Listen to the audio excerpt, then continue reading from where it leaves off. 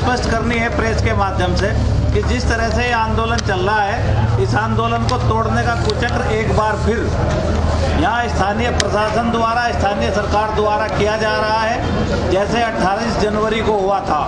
और उसका मतलब नतीजा ये है कि यहाँ पे बैरिकेड नंबर 1 पे कुछ लोग भेजे जाते हैं जो संघ की पाठशाला के पढ़े हुए लोग हैं, वो यहाँ से निकलने की जिद करते हैं। अगर उनको रोका जाता है तो यहाँ पे पत्थर फेंके जाते हैं। ये 4 घटनाएं हो चुकी हैं। कल भी एक घटना हुई है, आज तक एक भी मुकदमा दर्ज नहीं हुआ है। इसलिए हमने सुरक्षा जो है अपने जो हमारे देश का सम्मान बचाने का काम करते हैं, जो हमारे सैनिक हैं, किसान परिवार से आते हैं, कंधे से कंधा मिलाकर साथ खड़े हैं, इसका जिम्मा इनको सौंपा है।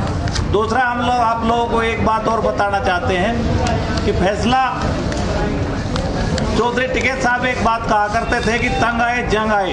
अब देश में जंग के हालात पैदा हो रहे हैं। जिस तरह से सरकार ने किसानों से मुंह फेर लिया है, 4 महीने हमें यहाँ सड़क पे बैठे हुए होंगे, अब ज़्यादा बर्दाश्त नहीं होगा। कल हमने संयुक्त मोर्चा में प्रपोजल दिया है कि जब भी संसद का सत्र शुरू हो आप विचार कीजिए। मित्तल साहब वहाँ मौजूद थे और हम जल्द ही सत्र शुरू होगा तो हम संसद का भी घेराव करेंगे। आज 5 बजे हमारी प्रेस कॉन्फ्रेंस होगी। अब हम ज़्यादा इंतजार करने वाले नहीं हैं। आप हमको आतंकवादी कहो, खालिस्तानी कहो, हम अपना हक लिए बिना जा नहीं सकते और किसान के टेम्परामेंट में नहीं है बहुत लंबा इंतजार करना। इस देश की सरकारों को सबक सिखाना ही होगा। इसी निश्चय के साथ हम आगे का प्लान करने जा रहे हैं। दूसरा, आप लोगों को एक बात और हम कह देना चाहते हैं कि देखिए, जिस तरह से भारतीय जनता पार्टी के प्रवक्ता झूठ बोलने में लगे थे कि कानून में काला क्या है और हम ये पूछते रहे कि कानून में सफ़ेद क्या है। आज भी हम कैमरे के माध्यम से कहना चाहते हैं कि हमने कई विजन डॉक्यूमेंट बनाए हैं। उसका पहला डॉक्यूमेंट आज जो है विमोचन करेंगे पूरी कमेटी के द्वारा। और इस बात को हम कई बार कह चुके हैं, बड़े से बड़ा भारतीय जनता का पार्टी का प्रवक्ता किसी भी टीवी चैनल पे या सार्वजनिक मंच पाए, हम भी अपना एक आदमी भेज देंगे। अगर वो इस कानून को सफ़ेद घोषित कर दें तो हम आंदोलन 1 मिनट में समाप्त कर देंगे। हम चैलेंज करते हैं भारतीय जनता पार्टी को और मोदी जी को भी बता देना चाहते हैं कि मोदी जी, ये आपका गुजरात नहीं है कि आप एक किसान नेता को भरे बीच कैमरे के सामने से उठाकर बंद करा दोगे। ये किसानों का देश है, इसको किसान चलाते हैं, इसको जवान चलाते हैं। आप अगर सत्ता के ज़्यादा अहंकार में रहोगे तो कुर्सी आपकी भी खींच ली जाएगी। गाजीपुर बॉर्डर पर जो आंदोलन स्थल की सुरक्षा के संबंध में कुछ सुधार किया गया है, उसके संबंध में आपको जानकारी देनी है। और साथ ही एक जो विषय था कि हमारे देश के प्रधानमंत्री और मंत्री सब के सब इतने दिन आंदोलन चलने के बाद भी जो जुमलों की आदत है, एक जुमला उनका था कि कानून में काला क्या है, उसका जवाब देने के लिए किसानों ने संयुक्त मोर्चा गाजीपुर बॉर्डर की तरफ से एक प्रपत्र जो है, एक फोल्डर तैयार किया गया है, उसका आज जारी करना है उसको। उसके साथ ही कुछ छोटे और साथ जुड़ते हुए विषय हैं। कुछ अन्य प्रदेशों में, ऐसे उत्तराखंड में एक ज़मीन का विषय है, उस संबंध में आपको जानकारी देनी है। तो मैं सबसे पहले तो निवेदन करूंगा, राजवीर सिंह जदौन जी हमारे गाजीपुर बॉर्डर पर वरिष्ठ सदस्य हैं कमेटी के, कि वो आपसे इस संबंध में बात करेंगे। धन्यवाद सभी प्रेस के साथियों का। हम लोगों ने इस गाजीपुर बॉर्डर पर सुरक्षा के दृष्टिकोण से एक बड़ा महत्वपूर्ण कदम उठाया है,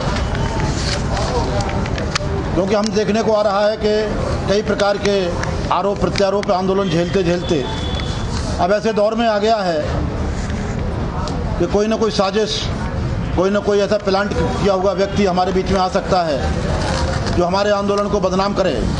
हमें जो इनपुट मिल रहे हैं उसका यही आशय है कि आंदोलन को डैमेज करने के लिए, कहीं ना कहीं से बदनाम करने के लिए कुछ किया जा सकता है। इसको दृष्टिगत रखते हुए, चूँकि हम लोग सिविलियन हैं, हमारे पास कोई सरकारी संसाधन नहीं है, लेकिन जो भी हमारे पास है उसका सदुपयोग करते हुए हमारे गाजीपुर बॉर्डर आंदोलन कमेटी ने निर्णय लिया कि बहुत लंबे समय से, लगभग शुरुआत से ही हमारे मिलिट्री के जो रिटायर्ड अफसरान हैं, हमारा कंधे से कंधा मिलाकर के इस आंदोलन में भागीदारी निभा रहे हैं। बड़े अनुभवी हैं और बड़े ही कर्मठ हैं और इनको सुरक्षा का बड़ा लंबा अनुभव है।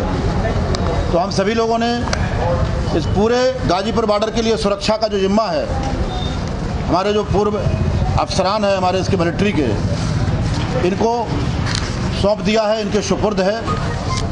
हमारा जो वॉलंटियर सिस्टम था वो भी अब इन्हीं के मार्गदर्शन में काम करेगा, इनके ट्रेनिंग के अनुसार या इनके जो भी मार्गदर्शन है उसके अनुसार काम करेगा। हम सारे लोग इनको कोऑर्डिनेट करके इनका सहयोग करने का काम करेंगे। आपके माध्यम से केवल कहने का ये आशय है कि हम उन सारे लोगों को एक संदेश देना चाहते हैं कि अगर किसी प्रकार से कोई मंशा आंदोलन के प्रति 19-20 है तो मेरा निवेदन है आपके माध्यम से कि हमें आंदोलन शांतिपूर्वक करने दें, हमारे बीच में दखल देने का प्रयास ना करें। यही आज हम कहना चाहेंगे सुरक्षा के दृष्टिकोण से, और विषय है उनके लिए बाजवा जी। मैं हमारे कमेटी के वरिष्ठ सदस्य हैं डीपी सिंह जी, वो भी आपसे साथियों आपको बताया अभी सुरक्षा के बारे में कमेटी को चिंता हुई है और उसके लिए ये व्यवस्था की है, क्योंकि दो चीज़ें बहुत ज़रूरी हैं। एक तो हमारे आंदोलन में शामिल होने के लिए जो जनता आती है उसको कोई किसी प्रकार का कष्ट ना हो, साथ साथ जो ऐसा एलिमेंट आता है जो आंदोलन को डिस्टर्ब करने के लिए प्लांट किया जाता है या अपने आप आता है, उसका चेकअप हो सके, उसकी सिक्योरिटी का उसकी हिफाजत हो सके, ये महत्वपूर्ण चीज़ थी, इसलिए इसको हमने किया है। आप जानते हैं कि इस सिक्योरिटी की ज़रूरत हमें क्यों पड़ रही है। कई बार देखा पत्रकारों के साथ अभद्रता यहाँ हुई बात, पहले जिस पर टिकैत साहब ने दखलंदाजी की और सब उसको बाद में रोका, ऐसे एलिमेंट आ जाते हैं। फिर भी वो भी सवाल है, जनता का सवाल है, जो किसान जनता शामिल होने के आ रही है, और फिर सिक्योरिटी का सवाल है। इसलिए हमने जो हमारे अनुभवी साथी हैं, मिलिट्री के साथी हैं, उनको हमने ये जिम्मेदारी सौंपी है साथियों, और उम्मीद है कि ये अच्छी तरीके से उसको अंजाम देंगे। और अब और हम गारंटी के साथ ये कह सकेंगे कि ये शांतिपूर्ण आंदोलन अपने लक्ष्य की प्राप्ति में आगे बढ़ेगा और लक्ष्य प्राप्त करके रहेगा, यही मुझे कहना था। धन्यवाद। आशीष मित्तल जी हमारे बीच में हैं, बहुत ही वरिष्ठ साथी हैं आंदोलन के, और ये जो फोल्डर तैयार किया गया है इसमें भी आपका बहुत बड़ा योगदान है, प्रयास है। आप भी आपसे साथियों, ये हम प्रपत्र जारी कर रहे हैं और इसका मकसद है कि इन तीनों कानूनों में क्या काला है इसको हम सारे ज़िलों में, उत्तर प्रदेश और उत्तराखंड के सारे ज़िलों में संयुक्त रूप से वितरित करेंगे और कचहरियों में और अन्य सामूहिक जगहों पर इसको बांटेंगे, क्योंकि कुछ खास बातें हैं जिनको सरकार मना कर रही है और मीडिया में इसका बड़ा प्रचार है। जैसे ज़मीन नहीं जाएगी, तो कानून में ही लिखा है कि किसानों की ज़मीन कैसे कैसे चली जाएगी। इसमें धारा हमने लिखकर बताया है कि इनके जो कानून है ठेका खेती कानून, उसमें क्या लिखा है। ऐसे ही मंडियों के बारे में है, तो मंडियों के बारे में हमने बताया है कि ये मंडियां अपने से अपना रेट तय करेंगी, एमएसपी नहीं देंगी।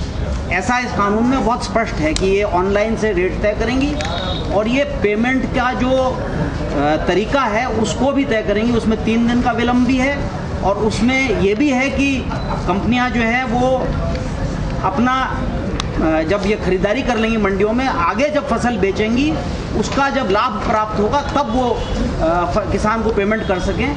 तो ये किसान के पेमेंट को विलम्ब से करने का एकमात्र उदाहरण है। दुनिया में हर चीज़ की बिक्री कैश पेमेंट पे होती है, बल्कि सरकार तो बहुत सारी चीज़ें प्रीपेड कर रही है। आप सर्विस भी बाद में लीजिए, पहले पेमेंट करिए, लेकिन किसान का तो डिलेड पेमेंट का इसमें पूरा धारणा लिखी हुई है। और ख़ास तौर से गन्ना किसानों पे उसका जो बड़ा प्रभाव है, किस तरह से गन्ना सोसाइटियों को भी इनकी मंडियां चलाने में लगा दिया जाएगा, किस तरह से पशुपालन के ऊपर ठेका खेती में ले जाने का आधार है, किस तरह से बटाईदार किसान पूरी तौर से बर्बाद हो जाएंगे, ये सारी चीज़ें इस प्रपत्र में विस्तार से लिखकर हम लोग वितरित कर रहे हैं। क्योंकि ये देश की पूरी खेती, देश की पूरी संस्कृति, देश के पूरे खाद्यान्न सुरक्षा, देश की पूरी आबादी को बचाने का आंदोलन है जो हम लोग लड़ रहे हैं। ये किसी एक तबके का नहीं है, ये किसानों ने ज़रूर शुरू किया है, लेकिन ये सारे समाज को प्रभावित करता है। इस आधार पर हमने ये प्रपत्र जारी किया है, जिसमें तथ्यों के आधार पर उनके कानून से कोटेशन करके हमने बातों को लिखा है।